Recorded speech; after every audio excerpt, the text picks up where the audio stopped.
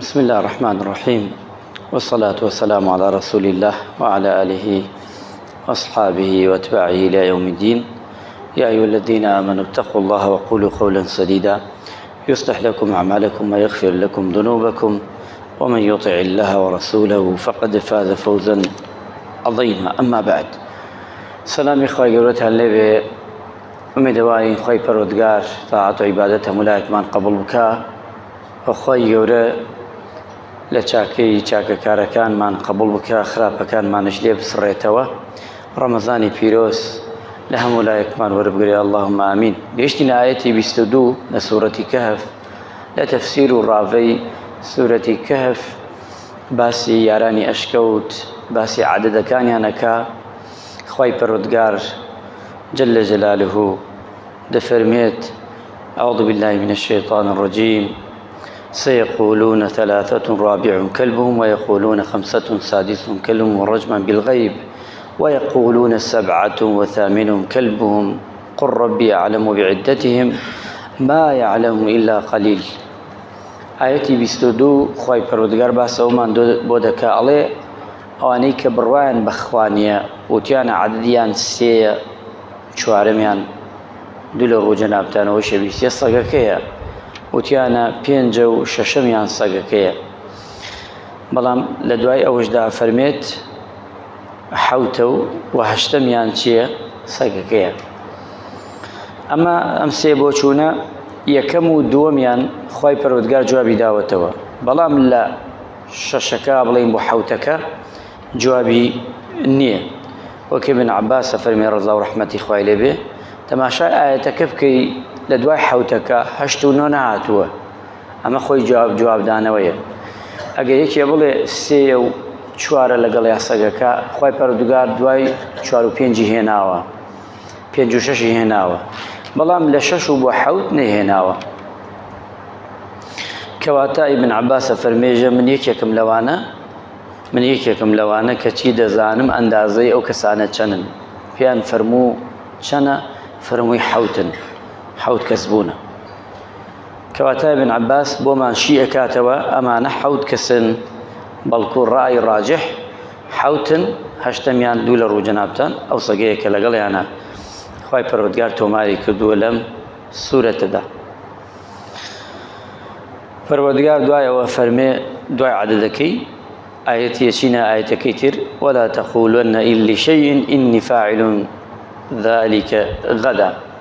پروردگار باس يومان بودكا إنسان موشتيكي كرت أبي كوت اشتيك كم بوس بيني وبياني إلا أبيشي إن شاء الله يكي لقلع به. لبري پیغمبري خواه صلى الله عليه وسلم نكوين نيوت به بلكو لفكري چوا نسيان بوا چونکە خوای پەروەردگار لە ئاەتەکە ئەفەرمێ إلا أن يشاء الله واذكر ربك إذا نسيت. ئەمە بەڵگەی لەسەرەوەی پێغەمبەری خوا صلی الله علیه وسلم لەبیری چووە کە بڵێ بە بۆنەی ئەمەوە 15 ڕۆژ وحی دانەبەزیوە، 15 ڕۆژ پێغەمبەری خوا صلی الله عليه وسلم بێ وحی بووە هەتا لە دوای 15 ڕۆژ یعنی دوو هەفتە ئەمجا سوورەتی چی دابەزیوە؟ سوورەتی کەهف دابەزیوە بۆ سەر دڵی پێغەمبەری خوا صلی الله عليه وسلم. إلا أن يشاء الله نەک ما شاء الله، یعنی ئەبێ ئینسانی مسلمان هەر کار و کردارێکی کرد ئین شاء اللهی لەگەڵا ببێت و ئەنجامی بدا. ئەمجا پەروەردگار ئەفەرمێ لە کۆتایی ئاەتەکە وقل عسى أن يهديني ربي لأقرب من هذا رشدا تا کۆتایی. ئەمە لەیرەدا لەم ئاەتانە چەند دەرسێک وەرەگرین. یەکەمیان ئەوەیە ئینسان ئەگە تەماشاکەی نابێ ئینسان گومانی خراپ بەرێ، گومانی خراپ کاری مسلمان نییە. ئەوانەی کە بێدین بوون یەکێکیان ئەیوت سێیە و چوارەم، یەکی ئەیوت پێنجە و شەشەم، ئەمە گومانی ئەهلی خراپە. دای مساعد ئینسانی مسلمان نابێ گومانی خراپ بەرێ بۆ شتەکان، چونکە گومانی خراپ کاری مسلمان نییە. إن بعض الظن إثم ولا تجسسوا. پەروەردگار لە شوێنی ترە ئەڵێ گومان کردن لە کەسێک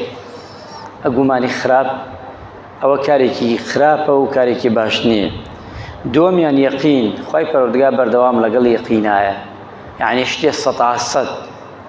تأكيد متأكد ليبه سل الدنيا ده هم ويايا قرار وبريار كان للسر أو أدري كتأكيد به أوش كي وكابن عباس رضا ورحمة إخوائي ليبه كتأكيدي كردته عليه حوته تأكيد من السرش يعني قماني جوان هن أهل إيمان وأهل مسلمان سهميان مسلمان به إن شاء الله إلى فكرنا إلا سر حرمو كارو كردار كان كارو كرداري هبو أبي إنسان بردوام مبلغ هرشتك كوتت أو بعاني أو اشترك ما يستباب روين فلانة كين أجر ريك نكوت يخسر بشيمان بروا إلا تو أود نوت أو لفظت بدما نهاتو بوي خوي پروردگار كريكين خستوه أتينا آياتي 25 كوتا آياتكاني باسي ياراني أشكوت آياتي 25 ولبثوا في كهفهم 300 سنين باستكا سياسات وازدادوا 9 نوش خبالي أفرمي پیغمبر إخوة صلى الله عليه وسلم وتراوى سياسته 3900 بلين بنوسط صال أجريتوا أجا هاوين لقزستانا فرقك تفاسيري كان كردو في والله ما مناشي نسر أو تفاسيري كأصحاب يا وران كأنجام داوة بو كاتكمن بو دياريكا وهي متعال جل جلاله كوا أمبيا وشا كانت شني خوتون ودعي پروردگار زني خدنا توا وخواي پروردگار او ما نشبه فرميت كآية أو صالة أجر بهاوين بلين أو صالة بصالي هاوين دايني فرقك وبصالي زستانش دايني فرقك جاوزكي وتراوة حزنا كم بجمع تفاصيل لتفاسير وآياتات واني زياتر شتي زور باس كراوة آية سياسة صالة كتشونو بوكي وسياسة نوكش بوچنيك ويكيكش لو إعجاز قولانا مسلماني بريس إيمان داري خوشويس يكيك لو حرق قول إعجازي خواي برد قال القرآن دا قصي أصحاب الكهف بويما يعني تو سياسته نو 1000 سال مروفي خفت به شون تيكنا شو دائما زنو دكريت أمرو بديت قو وقت جارانا نقو راوة نجستي نقصي نزباني حج نكلبلي هموي أما قورترين معجزة خواهي پردگار توماري كردوه چوكا معجزة زور جاري أما أبيسين لبيغمرانا بيوچاكانش تماشاين كأمانة خو بيغمر نبونا أمانة بيوچاك بونا كبيوچاك بونا يكي لحرق قورة معجزة كان يعني لقرآن تومار كراوة برانبر أم بيوچاكانا كأوما مبودرخا واتا خواهي پروردگار زور لوي كمنو تصوري كيني استا زور لو پروردگار سميعة وبصيرة كاتي پروردگار لآياتك أودو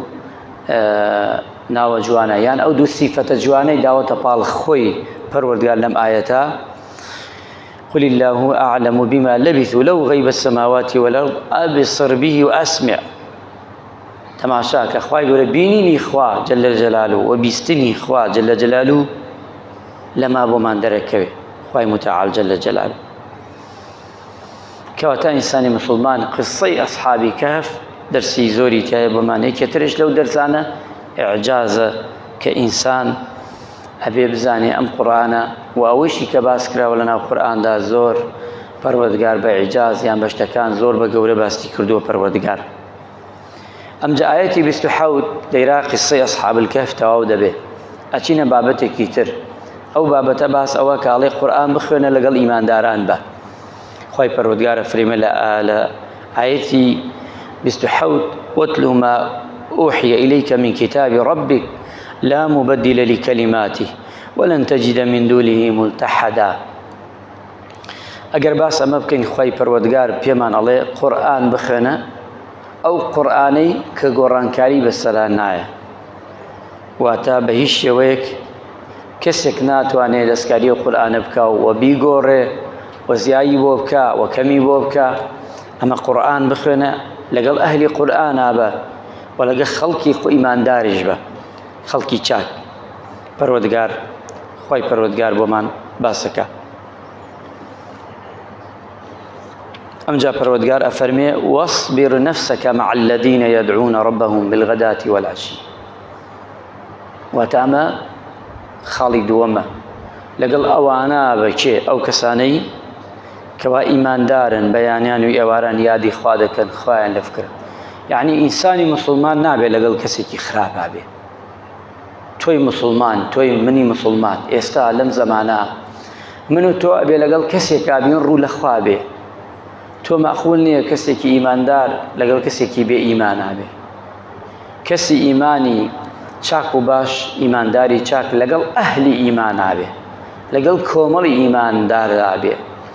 لقل جماعتي إيمان دار عبي نخوانكا تو تأيدي كسي بكي أصلا إيماني هنبي خوابنا ماندا ظالم مستبكار و دور لخواو عبادتي نبيو أو إخوابنا خوش أم بندي إيكا تو هر تأيدي بكي إخواوانا فرمي خوا فرمي قرآن بخوينا لقل أهل القرآن وباشان لقل خلقي أو خلقا ببيانو إيران خواي قوري ليادا لفكر أجا خواي قوري لفكر بو لقل يابا أجا وانا بو أو لقل ياما با وچاو الدامخة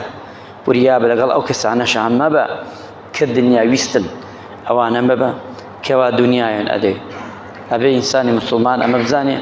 لم آياتا أو ماجبو باسكات چونك بو لزماني پیغمبري خواه صلى الله عليه وسلم خشبريانك أنت محمد لقل كيا لقل بلال صهيبا عمار خبابا أمانة طبعا قشتيان بلين بكردي كويلة بون عبد بون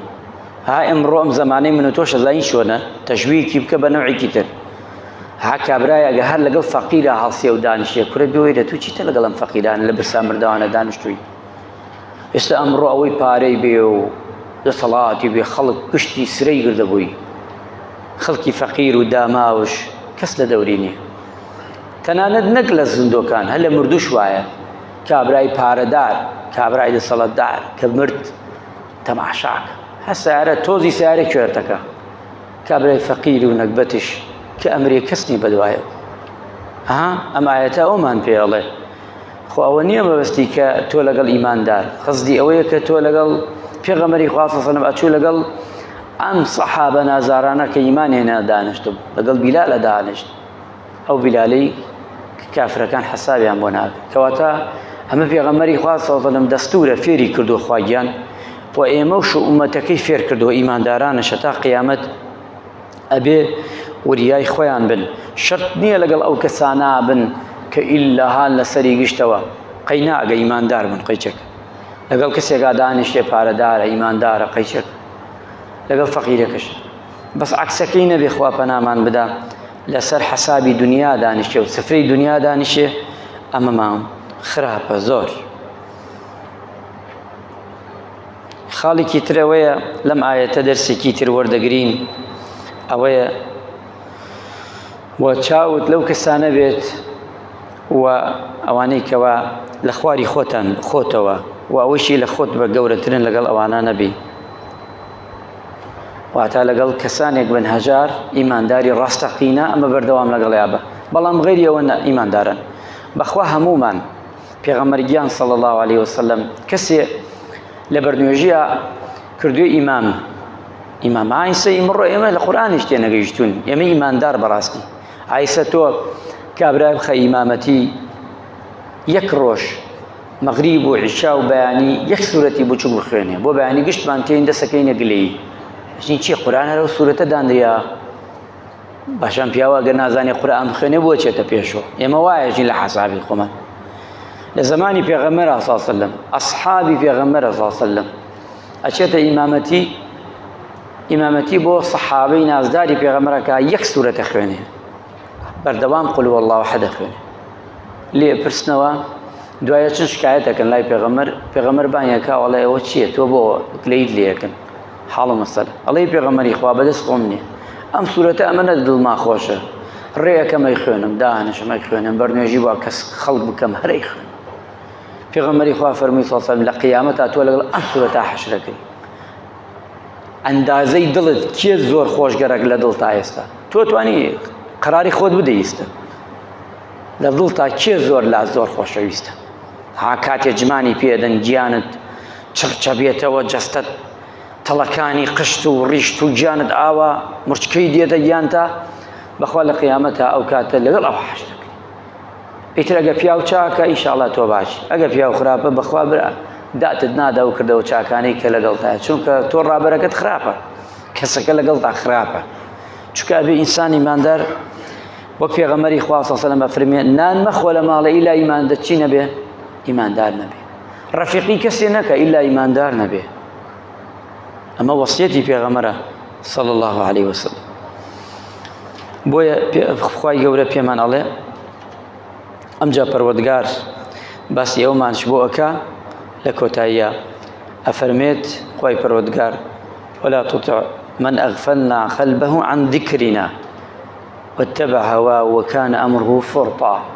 واتاور يابا يادو ذكري إيمش كشي لياد نخي لفكري نخي لبيدي نكي واتا دنيا نخي تبيش ويما كشي بكي خواهي پروردگار لياد بكي ودينكي لياد بكي. درسي كتره بيمان عليه پروردگار اواني اگر وابن چونکە عقیبەتیان زۆر خراپە بێ و عقیبەتیان لەو خراپەکارانە دەبێت کە ئینسان لە دنیادا و تووشی دەبێ و لە قیامەتشدا بە تایبەتی. ئەمجا پەروەردگار ئەفەرمێ لە ئایەتێکی تردا وقل الحق من ربكم، ئایەتی 29 ئەفەرمێ پەروەردگار کەواتە ئەوەی حەقە تۆ لەگەڵ ئەو حەقابە بحق بڵێ وقل الحق من ربكم فمن شاء فليؤمن. بردوام قسەی ڕاست بڵێ، هەر کێ بڕات پێیەکە ئەی محەممەد صلی الله عليه وسلم با بڕات پێ بکە، هەر کەسێ بڕات پێ ناکە بانێک. ئێستا خوای پەروەردگار ئەمەی خستە سەردەوی کێ ئیماندارە فمن شاء فليؤمن ومن شاء فليكفر. کێ ئیماندارە با ئیمان بێت و کێ ئیمانش نایێرێ با ئیمان نایێرێ. ئیماندار بی و ڕێی خوات گرد بێ خوای گەورە پاداشتێکی بۆ دانایی بەهەشتە. بێ ئیمان بی و بە قسەی خوا نەکەیت و بێ ئیمانی هەڵبژێری خۆت خوای گیان ئەتخاتە ئاگری دۆزەخ. خوای گەورە زوڵم لە هیچ بەندەیەکی ناکە لە قیامەتە. ئەمە ڕێگاکەیە کە دایناوە وقل الحق من ربكم فمن شاء فليؤمن ومن شاء فليكفر. ئەمە پەروەردگارە فەرمی کە ئیمان دێنێ بێنێ و کێش نایێنێ بانێنێ. إنا اعتدنا للظالمين نارا أحاط بهم سرادقها. أما باسي قيامتيس أمجا پروردگار ومان پێ ئەڵێ ئێمە دامان ناوە ئەو ئاگرەی کەچی کە گۆشتی ئینسان لە ئیسقانەکانی دەکاتەوە، ئەو ئاگرەی بە پڵێسەکەی مرۆڤەکە ئەتوێتەوە، بە بڵێسەکەی نەک بە ئاگرەک. خۆی پەروەردگارە فەرمێ ئەمجا ئەو بڵێسەش کە وای لێ دەکا هەموو گیانی ئەتوێتەوە و دوای خۆی پەروەردگار کە دروستی دەکاتەوە. چۆن پێغەمبەری خوا صلی الله علیه وسلم لەو حەدیسەدا دەفەرمێت پێغەمبەری خوا صلی الله علیه وسلم چوار دیواری داناوە ئەستورن بە دەوری ئاگری دۆزەخدا. ئەفەرمێ ئەو چوار دیوارە 40 ساڵ ڕێیە. ئیمامی ئەحمەدی ئەیگەڕێتەوە حەدیسەکەی پێغەمبەری خوا صلی الله علیه وسلم. واتە 40 ساڵ ڕێ دیوارەکە ئەمجا دەتوانی تۆ بیبڕی. ئەم دیوارە چییە؟ دەوری ئاگری دۆزەخ. ئەوەیشی ناوێ ئەکوڕێ خوا پەناماندا. بەس بە هەڵمەکەی نەک بە سووتاندن. ئاگری جەهەنەم وایە بەس بە هەڵمەکەی ئەو مرۆڤ ئەتوێتەوە. ئەبێ عەزابی ئاگرەکە کە بەشەرەکە ئەیکێژێ ئەبێ چەندێک بێ، ئەبێ چەندێ عەزابەکەی قایم بێ یان سزاکەی تون بێ. خۆی پەروەردگار پێمان ئەڵێ ئایەتی سیمان و کۆتاییمان خۆی پەروەردگار باسەکە إن الذين آمنوا وعملوا الصالحات إنا لا نضيع أجر من أحسن عملا. ئەوانەی کە ئیماندارن، ئەوانەی کەوا کردەوەی چاک دەکەن، ئیمانیان بەخوایە کردەوەی چاک دەکەن، خۆی پەروەردگار کردەوە چاکەکانیان چییە؟ گوم ناکە لە ناوی نابە وەک زێڕ وەک زی و خۆی پەروەردگار هەڵی ئەگرێ بۆیان. ئەمجا پەروەردگار جل جەلالەهو ئەفەرمێ باسیەکە لەکوێن ئولائیکە لەهم جەنات عەدن تەجری من تحتها الأنهار. باسی بەهەشتەکە وایەت ئەوانەی ئیماندارن کردەوەی جوان دەکەن ئەچنە ئەو بەهەشتە، ئەچنە ئەو شوێنە خۆشەی پەروەردگار کە وەسفی بەهەشتمان بۆ دەکات من سندس واستبرق متكئين فيها على الأرائك. بخیان بەرامبەر یەک دانیشتون لە شوێنێکی بەرزایی جەبەڵێک لەسەر ئاڵتوین و زی و دانۆشتون زەویەکەیان خۆڵ نییە قوڕ نییە سەد نییە بەڵکو زی و ئاڵتون لە ژێرانەی بخوایان دانیشتون لە شوێنێکی سازگارە بەرسایەکانی باشت ئەحداسەکانی و قستە و چیرۆکەکانی دنیا گێڕنەوە ها فڵان ڕۆژ ڕۆیشتین بۆیە باسی ئەوانە دەکەن ئەمجا خوای پەروەردگار لە کواتای ئایەتەکەشا ئەفەرمێ نعم الثواب وحسنت مرتفقا و ئەمەش پاداشتی ئەوانەیە کەوا دەستیان کەوتووە خوای پەروەردگار لەو کەسانەمان بکا کە تاعات و عیبادەتمان لێ قبوڵەکە لەو کەسانەمان بکا کە ئەهلی باش دەبین ئینشاءالله خوای گەورە ناومان تۆمار کە لە ئەهلی صائمین خوای گەورە ناومان تۆمار کە لە ئەهلی ئەوەی کەوا لە دەرگای ڕەیانەوە بچنە ژوورەوە خوای لە تەپاڕینەوە یا ڕەبی خوایە قورئان خوێندن و عیبادەت و ئەذکار و ذیکر و تەراویح و ڕۆژوی ئەم مانگە پیرۆزە لە هەموو مسلمانی ئومەتی پێغەمبەر صلی الله علیه وسلم وەربگرێ بە تایبەتی ئێمە ئیماندار بە تایبەتی ئەهلی ئەم مزگەوتە و ئەم شارە و ئەم وڵاتە یا ربی خوای لە تەپاڕینەوە ڕەحم بە مولایەتمان بکەی و عاقبەتی خێرمان بکەی وصلی الله علی محمد وعلى آله وصحبه أجمعين والسلام عليكم ورحمة الله